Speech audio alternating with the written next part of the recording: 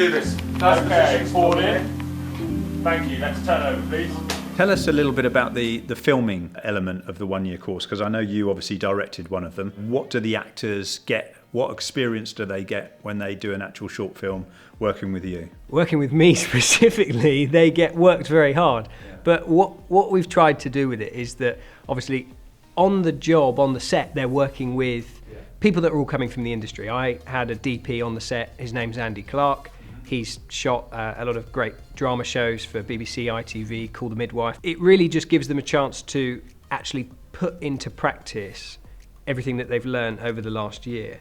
So you've got the first AD there, you've got the DOP, you've got camera assistants, there's a gaffer, there's sound recordists, there's makeup artists, runners moving around doing all sorts of other stuff. So they're really living in that buzzy environment of what a film set is with people that do this day in, day out. And as a result, they're getting stuff that looks fantastic, but also I think the interesting part is that it tests them, because it's very different to sit in a classroom and film a scene, you know, like this. We've got a couple of cameras set up and somebody behind the camera. It's a totally different ball game when you get onto a real set and there's the pressure to deliver, and it really gives those actors who have done their training on the one-year course a chance to actually put all of that into practice in a real environment where the stakes are a lot higher and they have to deliver take by take. During the year, they come away, the actors, with material that's really going to forward their career. What were you doing anyway?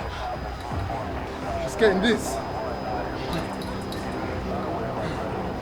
We talk a lot about making sure that you're getting scenes that are relevant for the sort of actor that you want to be and the sort of actor that you're turning into. So what we do over the year is the scenes that they're getting and the scenes that's being written specifically for them are really playing onto their strengths, whether it's, you know, their accent, their diction, whether it's physically, if they're incredibly strong, it's like, well, we want to sort of play into that and showcase that in one way or another in your scenes. I was an agent for 14 years. I think if you're new to the industry, really you want to be showing casting directors, so they've got a general sense of who you are, a general feeling of what you look like on camera, your screen quality, as opposed to sort of seeing you play something that is very, very against the grain and probably would leave a casting director saying, well, I'm not really quite sure what I'm getting here. So I think for those people that are, you know, new, getting a new showreel, trying to get into the industry, it's very, very important that you have a showreel that shows